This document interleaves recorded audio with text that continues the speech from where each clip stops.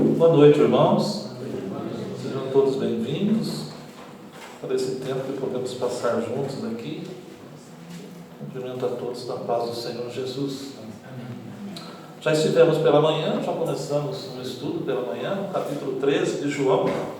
Convido a todos para lerem suas Bíblias lá, no capítulo 13 do Evangelho de João. Neste parágrafo que estamos estudando, dos versículos 1 ao 17, nós estamos aprendendo sobre alguns ensinamentos de Jesus que ele deixou registrado através desses versículos, naquele dia, naquela noite. Aquela noite se refere a uma quinta-feira. Jesus estava reunido com seus discípulos numa quinta-feira, na véspera da sua crucificação. Ele foi crucificado na sexta, ele se reuniu com seus discípulos na quinta. E aqui ele passa alguns ensinos muito importantes, já que são as últimas palavras dele, né? São palavras de despedida. E estamos aqui num contexto de Velho Testamento. O Velho Testamento ele se encerra na cruz, quando Jesus cumpre tudo aquilo que se dizia sobre ele, mas ele está ensinando coisas que seriam para a igreja, né? Aqueles discípulos aprenderiam essas lições para serem aplicadas no contexto da igreja depois. Daquele dia, daquela quinta-feira até o início da igreja, estamos a 53 dias, creio, né? Talvez um dia mais, um dia menos, mas estamos aí a 50 e poucos dias do início da igreja que se dá no dia de Pentecostes. Essas são as últimas palavras, as últimas orientações. Nós estudamos na parte da manhã, dos versículos 1 ao 5, Jesus ensina sobre a humildade. Ele é um exemplo de humildade. Ele veio para este mundo como Deus, se humilhou como criatura, como um homem, e sofreu o que sofreu. Então ele ensina, através do seu gesto, do seu ministério, muito sobre humildade, e ele fala isso nesses primeiros versículos, né? E ele sabia então que estava chegando a sua hora. Nada foi de surpresa. Jesus sabia que havia chegado a sua hora.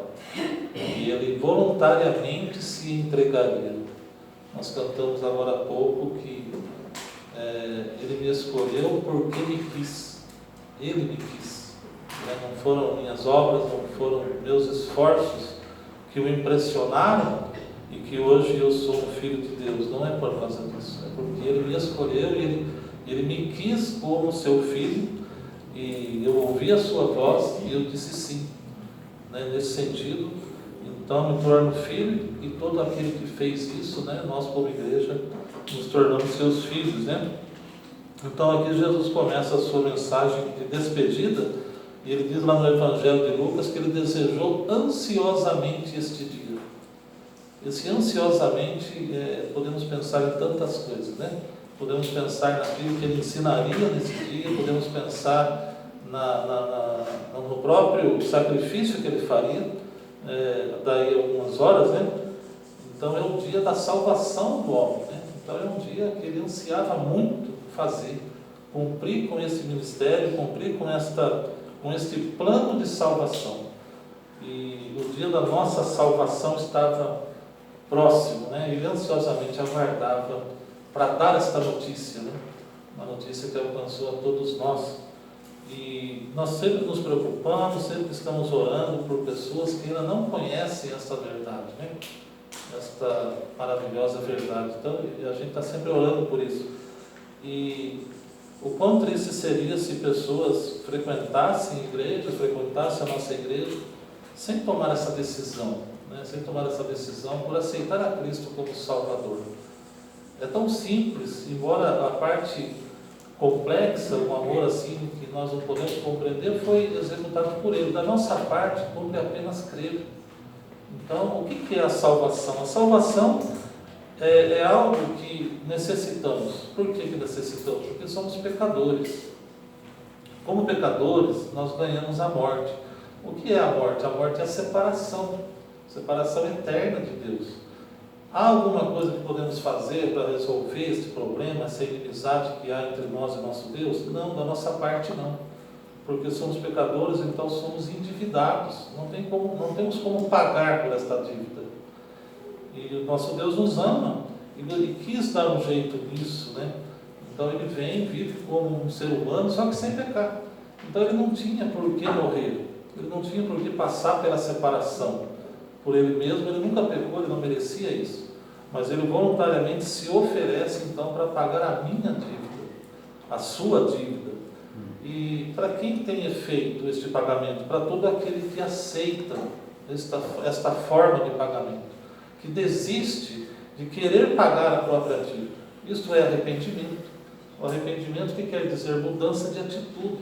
Então, quando eu desisto de eu mesmo querer pagar pela dívida que eu tenho diante de Deus através das minhas boas obras, da minha boa conduta, de vir à igreja e tudo mais, quando eu desisto disso, não que eu não deva vir à igreja, não, eu estou dizendo no sentido da salvação. Então, quando eu desisto disso, eu me arrependo, eu mudo de opinião, eu mudo de ideia. Então, eu entendo que eu não podia fazer nada. Quem fez por mim foi Cristo. Se isso não foi o que Cristo fez, a morte dele na cruz foi em vão. O único significado que ela tem é isso, né? Que ele morreu por nós, ele um homem perfeito, né? Que não tinha o que pagar, mas pagou a minha dívida. E se alguém, neste momento, olha como isso é maravilhoso. Vamos imaginar, creio que não tem, mas se por acaso tiver alguém aqui no nosso meio, neste grupo que estamos aqui, que ainda não tomou essa decisão, e tomar essa decisão agora, ele torna-se filho agora, e pode ouvir o restante da mensagem e entender o restante da mensagem melhor, porque ele vai entender com a ajuda do Espírito Santo que vem habitar nele a partir da aceitação de Cristo. Por que eu falo isso? Porque comigo foi assim que aconteceu. Eu tinha feito um curso grande, né? Tinha estudado bastante do Velho Testamento, e a pessoa que ministrou esse curso me visitou e disse para mim: você entendeu isso, entendeu aquilo? Eu fui respondendo para ele e eu mostrava com minhas respostas que eu não tinha entendido. Eu ainda procurava entender a salvação através dos meus esforços, né? E aí ele me explicou isso que eu acabei de falar. Quando ele explicou isso, aquelas histórias do Velho Testamento, elas passaram imediatamente a fazerem sentido. Foi como se fosse foi realmente como se escamas dos olhos caíssem, né? Então imediatamente eu entendi Gênesis 3,15, que diz que ele pisaria na cabeça da serpente. Então é isso que quer dizer pisar na cabeça da serpente, e outras histórias mais. Então aquele entendimento, ele começou a jorrar para dentro da minha mente, e eu comecei a entender muita coisa. Claro que a gente vai aprender todos os dias para toda a eternidade, mas muita coisa eu fui entendendo, porque agora o Espírito Santo fazia parte da minha vida, e eu podia compreender as coisas. Então eu convido, se por acaso alguém ainda não tomou essa decisão, não brinque com essa decisão. Nós não sabemos se vamos estar vivos amanhã de manhã. Nós não sabemos, nem daqui a alguns minutos. Então tome essa decisão. Aceite Cristo na sua vida como o único e suficiente Salvador. Deus não tem plano B. Deus só tem este plano. Um plano maravilhoso, um plano de amor, de misericórdia, né? Então, tanto amor que é o seguinte: ele oferece a sua vida perfeita para mim, e em troca ele pega a minha vida de pecados para ele e morre na cruz. Que troca que ele fez, né? Pegou a minha morte e doou a vida dele. Isso só pode se chamar graça e misericórdia. Graça porque eu não merecia, né? E misericórdia porque ele tira de mim a punição que eu merecia, né? E nós estudamos então sobre a sua humildade, né? Sobre a sua humilhação por ter feito tudo isso por nós, e se entregou voluntariamente, né? Aquela entrega parecia que era uma derrota à vista das pessoas, né? Pode ter essa impressão, mas para Deus era glória. Ele foi glorificado através deste ato, né?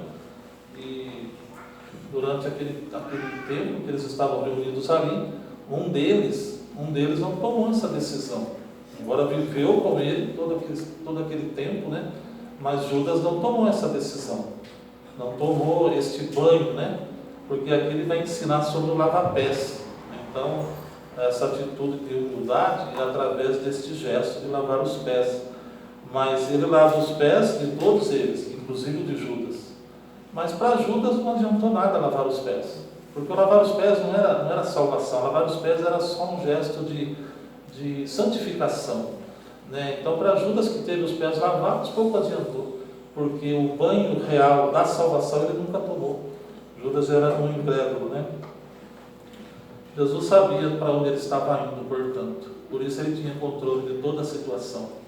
Como crentes, nós podemos ter controle sobre nossas vidas, vivermos uma vida de paz, de segurança, de esperança, porque nós sabemos para onde estamos indo, temos essa convicção. Por isso podemos viver uma vida de paz, sem ansiedade, sem preocupações maiores, apesar das aflições, apesar das tribulações, nós temos aquilo que Jesus prometeu que tínhamos, nós temos paz. Apesar das circunstâncias, nós temos paz, porque sabemos para onde vamos. Nós estaremos para toda a eternidade com Ele, né? Eu estou correndo aqui os primeiros versículos, né, que nós já estudamos. Jesus então era muito rico, né? Ele é o próprio Deus, mas ele se fez pobre por nós. Isto ele mostra toda a sua, com isso ele mostra toda a sua humildade, né? Pulando um pouquinho, ele estava reunido com aqueles discípulos, ensinando sobre humildade até o versículo, né, 5. E tem esse gesto de lavar os pés dos discípulos.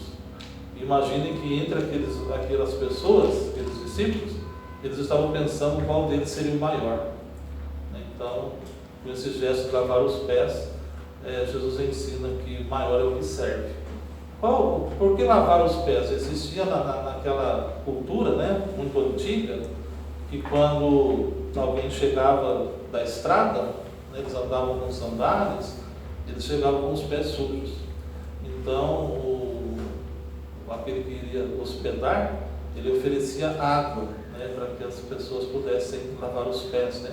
Era um costume muito antigo, Abraão chegou a fazer isso. Mas o próprio dono da casa não fazia isso, ele oferecia água e a pessoa se lavava. A não ser que ele tivesse um escravo, alguém assim, ele era alguém mais abastado, tinha um escravo, poderia oferecer o escravo para fazer o serviço. Jesus se oferece ele é o Senhor da casa, não é o costume fazer isso, mas ele lava os pés, né, sendo o Senhor. E ele tira as vestes de cima. Então ele se apresenta como um escravo, lavando os pés. Um gesto muito bonito, né, de ensinamento sobre humildade, né? Então, nós temos condições hoje de oferecer para as pessoas assim, uma forma de lavar os pés uns dos outros, porque ele diz, isso que eu estou fazendo é um exemplo, e vocês também devem lavar os pés uns dos outros, né? Então, nós vamos, a partir dos versos, agora nós estamos, eu tenho uma corrida até o verso 5, e do verso 6 ao verso 11, Jesus nos ensinou sobre santidade. Então, há um relacionamento de Jesus com o Pai, até o verso 5, onde ele mostra toda a sua humildade, né? Sabendo que a sua hora estava chegando, que ele se entregaria. Dos versos 6 até o 11 é um relacionamento com Pedro. E nesse relacionamento com Pedro, ele vai ensinar sobre santidade. Porque quando ele começa a lavar os pés dos discípulos, ele vai se aproximando de Pedro. E Pedro olha e fala assim, o meu pé, não, você não vai lavar meu pé comigo. O que é isso agora, né? Não pode ser uma coisa dessa. Mas Jesus diz para Pedro, olha, você não está compreendendo o que eu estou fazendo, porque você está olhando, logicamente, o ato físico, né? Mas há um ensinamento espiritual por trás. Você vai entender logo, né? Como de fato Pedro acaba entendendo, porque ele mesmo ensina ali nesse texto, né? Ensinando então sobre santidade, sobre lavar os pés, tem um significado então de santificação, né? Então Pedro fala assim, tá bom, então se é para ter comunhão contigo, né? Porque Jesus diz para ele, se eu não te lavar os pés, você não pode ser meu discípulo. Quer dizer, se eu não te lavar os pés, você perde a comunhão comigo. Salvo você mas você perde a comunhão. Aí Pedro fala, tá bom, então lava a cabeça, as mãos, lava tudo, né? Mas ele queria ser discípulo, né? Mas na verdade nós temos que obedecer como discípulo, nós ouvimos a palavra de Deus, nós aprendemos a palavra de Deus e precisamos obedecer a palavra de Deus, né? Nem aumentar também, né? Ele não falou para lavar tanta coisa, né? Então Pedro pediu, né, que lavasse tudo, mas nós não devemos questionar. Eu estou tentando fazer aqui um pequeno resumo, né? Nós chegamos então no versículo 11 com esses ensinamentos, né, sobre humildade e sobre santidade e serviço, né? Quando nós lavamos os pés uns dos outros, nós nos santificamos através de ser lavados e santificamos os outros também.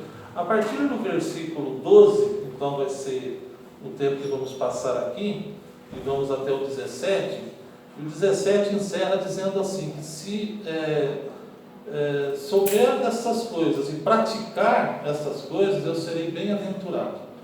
Então aqui um ensinamento sobre a felicidade, a verdadeira felicidade. Bem-aventurado quer dizer muito feliz, né? Então aqui um ensinamento sobre como ser feliz. O ser feliz não do jeito que o mundo vê felicidade, né? Mas ser feliz por ser obediente a Deus, por estar em paz com Deus, por estar praticando aquilo que Deus faz, pede, né? Que traz a verdadeira felicidade para nós, né? Então eu vou estar lendo o versículo 12, tá bom? E Jesus agora vai nos ensinar. Depois de eles terem, todos estão no capítulo 13 de João, versículo 12. Depois de ter lavado os pés, tomou as vestes e, voltando à mesa, perguntou-lhes: compreendeis o que vos fiz? Então aqui ele vai ensinar agora, ele vai explicar, né, esse gesto dele, né? Então nós sabemos que a felicidade, já está lá no verso 17, adiantando um pouco, vem da humildade e da santidade. Então o que ele fez? Você está compreendendo o que eu fiz? Eu mostrei para vocês que vocês podem ser humildes, devem ser humildes, assim como eu sou. Numa outra oportunidade ele disse o seguinte: aprendei de mim que sou humilde. Então ele ensinou mais uma vez sobre a humildade, né? E o que ele fez também? Ele lavou os pés, né? Então aqui um pouco da santidade, né? Judas, por exemplo, não foi uma pessoa humilde nem santa, né? Ele não se humilhou, ele não se santificou através do verdadeiro banho, né? Qual é o verdadeiro banho? O verdadeiro banho é aquele banho do sangue de Cristo. Nós falamos sobre a salvação, né? Então, quando nós somos lavados pelo sangue de Cristo, nós nos tornamos filhos. Esse banho ele é único. Esse banho é único. Agora, o lavar os pés é o diário. Lavar os pés é uma coisa que a gente deve fazer diariamente, porque nós nos contaminamos pelas coisas do mundo e acabamos pecando, né? Judas não foi humilde nem santo, né? Viu felicidade no dinheiro. Judas estava traindo Jesus naquela noite por causa de dinheiro, né? Então ele viu felicidade em ganhar dinheiro, né? Ele terminou de forma lamentável, né? E vós me chamais, diz no versículo 13, diz assim: vós me chamais o Mestre e o Senhor, e dizeis bem, porque eu sou. Então, se vocês estão me chamando de Mestre e Senhor, então devemos total submissão aos seus ensinos. Nós chamamos o Senhor Jesus de Senhor, nosso Senhor. Se Ele é o nosso Senhor, o Dionísio já leu aqui na abertura, que devemos fazer aquilo que Ele manda, né? Você me diz, Senhor, mas não faz o que eu mando. Nós devemos fazer exatamente aquilo que Ele manda. Então nós precisamos aprender do Senhor e sermos como discípulos, que aprende e pratica, né? O versículo 14 diz assim: ora, se eu, sendo o Senhor e o Mestre, vos lavei os pés, também vós deveis lavar os pés uns dos outros, né? Então, quem precisa se lavar? Quem é que precisa se lavar? Agora vamos falar espiritualmente. Nós não estamos andando por uma estrada de sandálias, ficando com os pés sujos, se bem que precisamos lavar os pés também, né? Fisicamente também, né? Eu não sei se é porque, eu já falei isso aqui, vou ser repetitivo, mas a gente lembra. Eu fui criado na roça, né? Fui criado na roça. E lá nem energia tinha, até os 12 anos. Não sei se vocês sabem, eu penso nisso hoje, eu não consigo compreender como que aquilo era possível. Você passar de segunda a sexta-feira lavando só os pés. Como que era possível uma coisa daquela? Sendo que nós trabalhávamos na roça, né? Então estava com o corpo empoeirado. Imagina, hoje qualquer coisinha já incomoda, né? Eu não sei se foi por isso, mas até hoje eu tenho o hábito de, antes de deitar, lavar os pés. Mesmo que eu já tenha tomado banho. Refresca, né? A gente passa o pé na coberta, ele desliza, não fica enroscando, né? Se é um pouco suado, enrosca, já levanto na hora. Se não lavar os pés, não vai, né? Mas isso é só para descontrair um pouquinho. Espiritualmente, nós precisamos também nos lavar, porque nós terminamos o dia sujo, contaminados, né? Não só pelo pecado, né? Nós terminamos contaminados por tantas coisas, né? Pelo viver neste mundo, é inevitável. Assim como é inevitável andar na estrada e sujar o pé, é inevitável viver neste mundo e não se contaminar pelas coisas do mundo. E as coisas do mundo não agradam a Deus, né? De que forma nós nos contaminamos? Vamos pensar um pouquinho.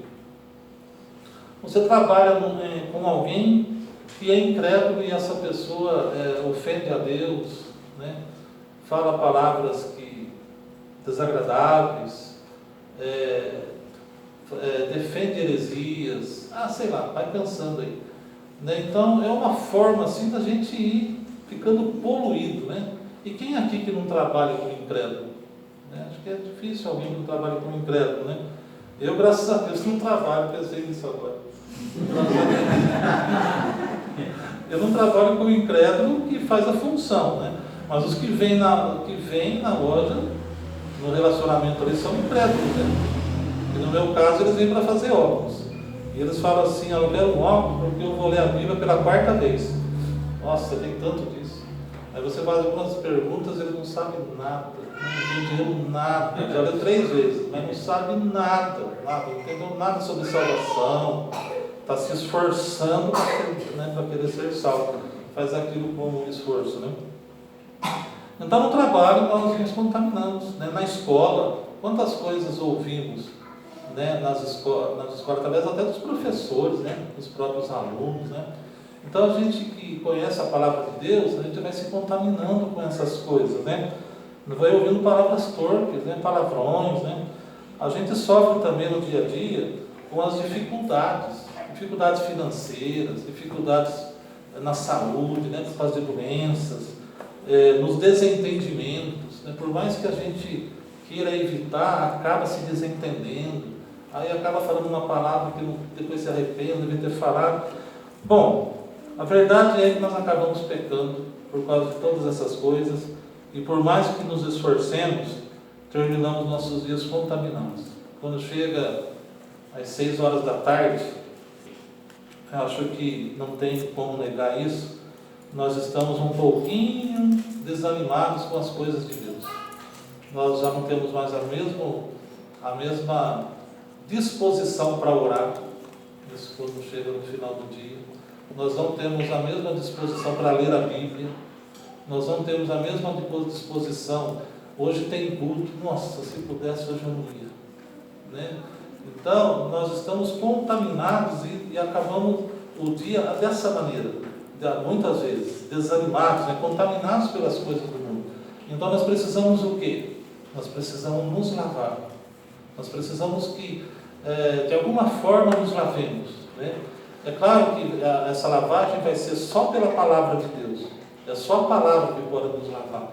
Jesus disse para Pedro: se eu não te lavar, você não pode ter parte comigo. Mas como é que nós nos lavamos através da palavra? Não é só lendo a Bíblia. Às vezes nós estamos nessa situação, mas aí a gente vem para a igreja, ou então conversa com alguém, com um irmão, e de repente um irmão na igreja fala uma palavra, faz uma oração, e parece que tudo se revigora. Parece que tudo volta ao normal, a gente se refaz, parece que está bem de novo, está disposto de novo. Por quê? Porque nós recebemos uma lavagem através de uma boa palavra. Então é muito importante sabermos o quão importantes somos para os irmãos, uns pelos outros, né? Nós temos que ter junto, temos que ter conosco bacia, água e toalha, porque nós precisamos nos lavar uns aos outros, né? Então, é tão real isso, né? É tão real. Muitas vezes eu pensei assim: se eu pudesse eu não ia no culto hoje, né? Eu estou cansado, estou desanimado. Mas garanto para vocês, eu nunca vim num culto e me arrependi de ter vindo. Isso nunca aconteceu. Eu sempre vim para o culto, graças a Deus, nós temos recebido um alimento muito bom aqui através de todos que vêm à frente para pregar, né, principalmente o nosso pastor. Então a gente volta para casa melhor. É uma palavra, ou duas, ou um irmão, ou alguma coisa fez que a gente volta para trás querendo ser uma pessoa diferente, querendo ser uma pessoa melhor, né? Porque fomos lavados, de alguma maneira nós somos lavados, né?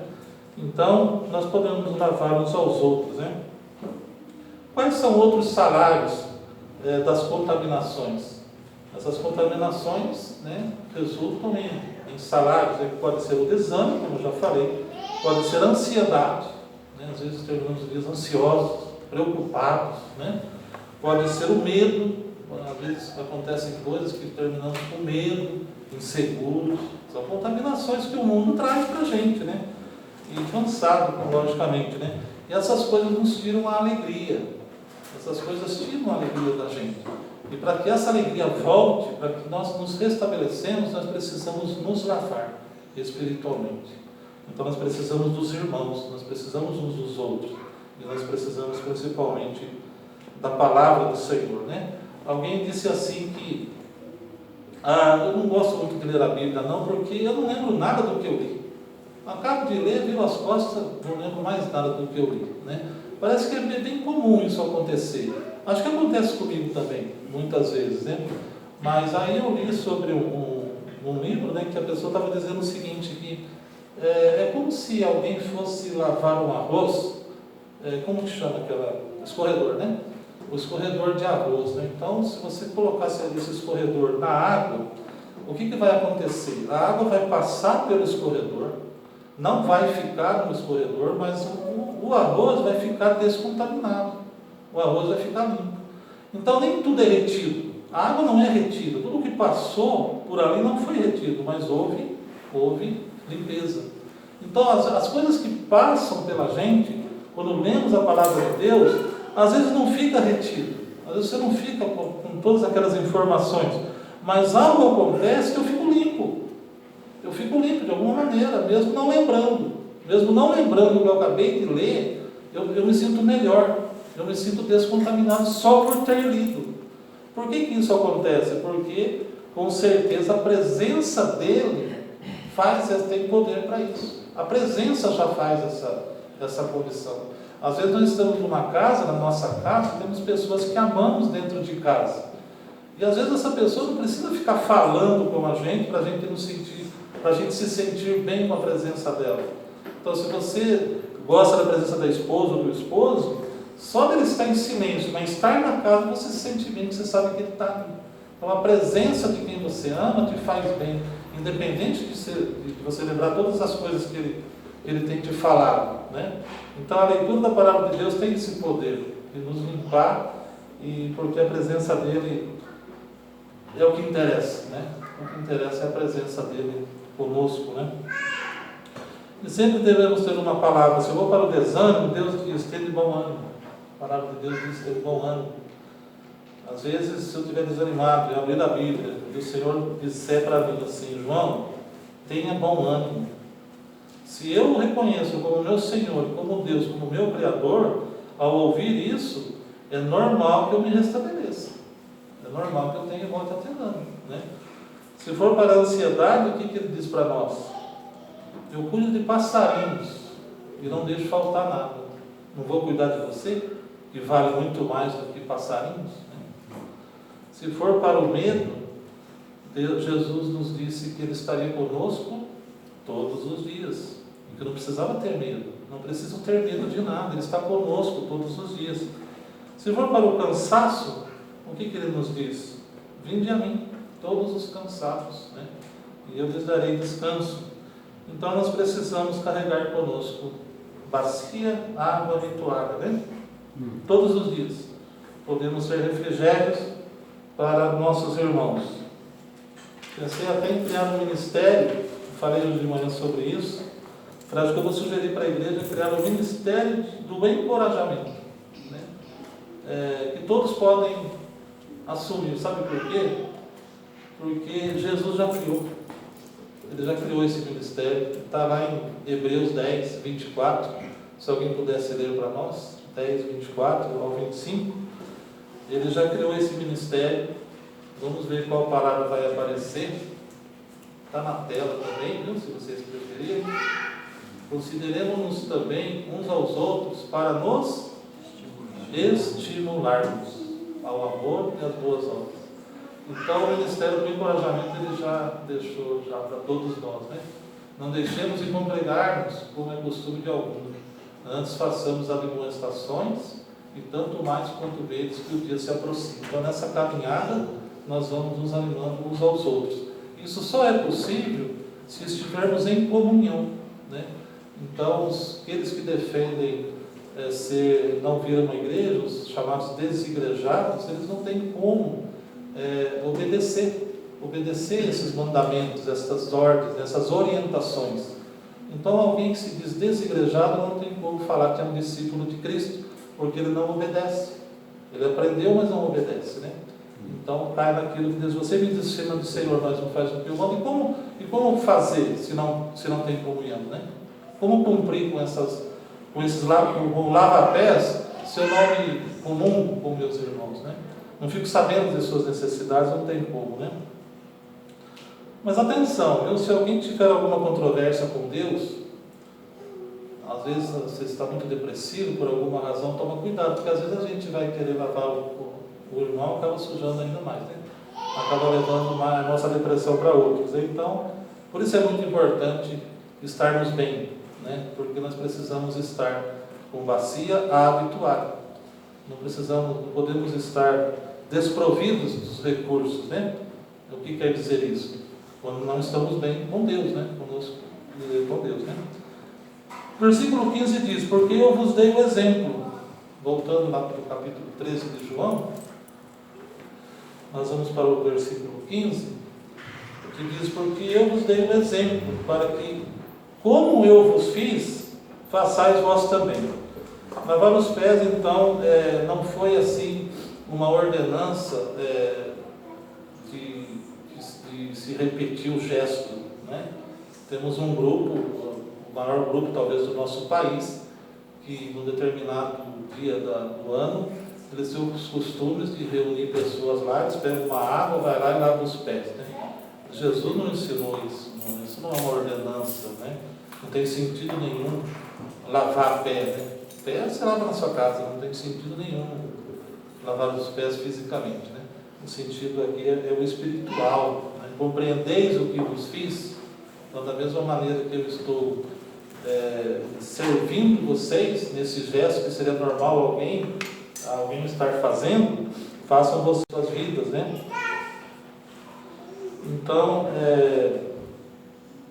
é claro que tem um versículo, até anotei aqui, tem um versículo lá em 2 Timóteo que fala sobre boas obras, e entre as boas obras está o lavar os pés do hóspede, né? Mas para nós, que na nossa cultura, talvez para a gente obedecer esta orientação, como que a gente faz quando recebemos um hóspede? Nós convidamos para entrar, convidamos para tomar um café e comer um bolo ou uma bolachinha, né? Então essa é a forma de praticarmos esta boa obra com um hóspede, né? Dentro da nossa cultura, né? Verso 16. Em verdade vos digo, que o servo não é maior do que o seu senhor, nem o enviado maior do que aquele que o enviou.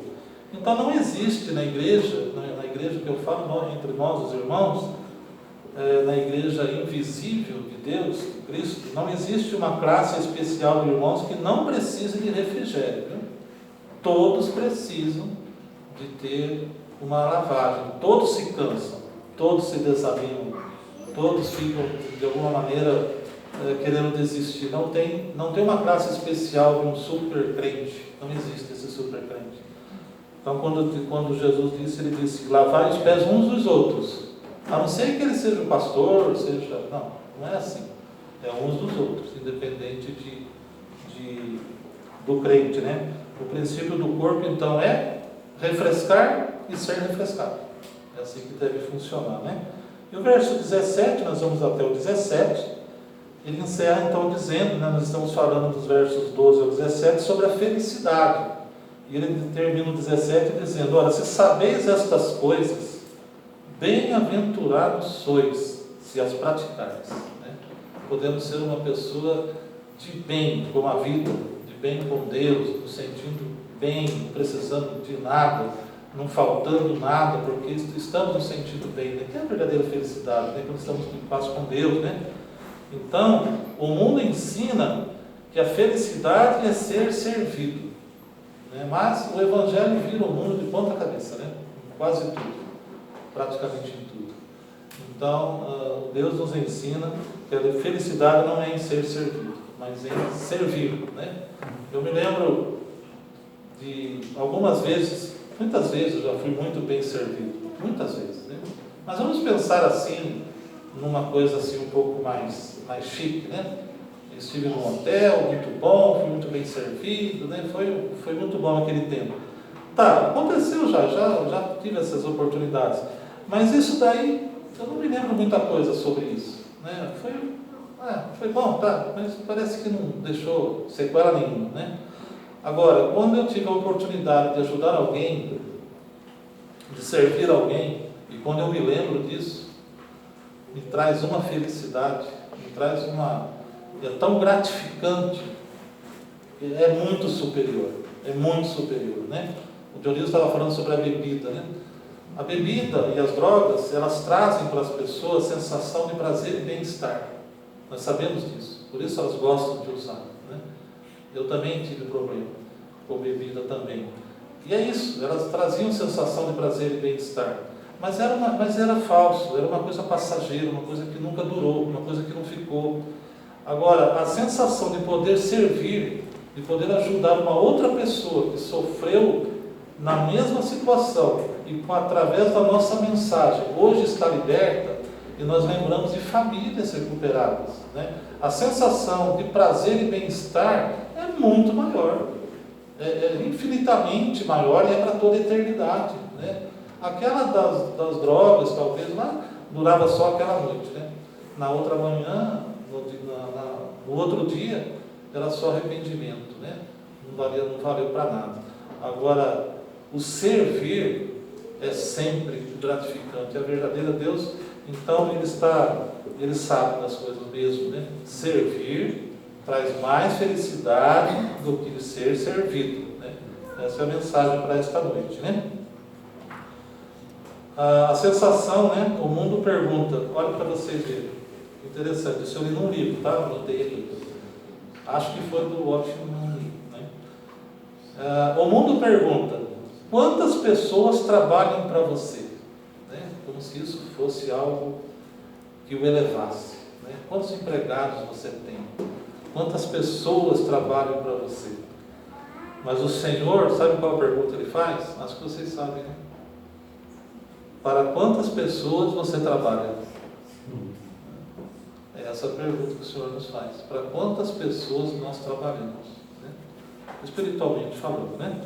Então, o próprio estudo dessa passagem do Evangelho de João pode nos tocar emocionalmente, pode nos esclarecer intelectualmente, mas não nos abençoará espiritualmente, a menos que façamos o que Jesus ordenou. Essa é a única maneira, né, de encontrar a felicidade duradoura. É importante manter essas lições na ordem correta: humildade, santidade, felicidade. Esses 17 versículos Jesus nos ensinou isso, né, através deles. Sujeitar-se ao Pai, manter a vida pura e servir aos outros. Essa é a fórmula, né, de Deus para a verdadeira alegria espiritual. Amém? Amém? Vamos encerrar com uma oração. Nosso Deus e Pai, obrigado porque o Senhor deixou registrados para nós esses ensinos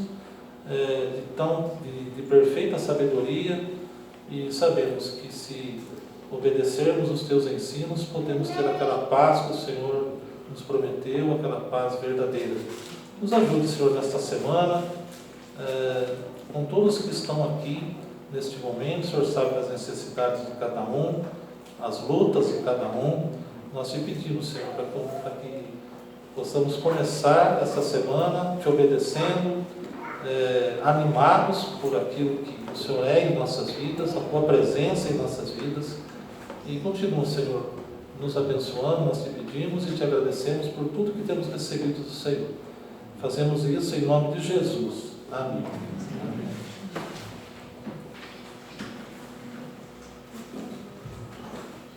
Já encerrou o culto, viu?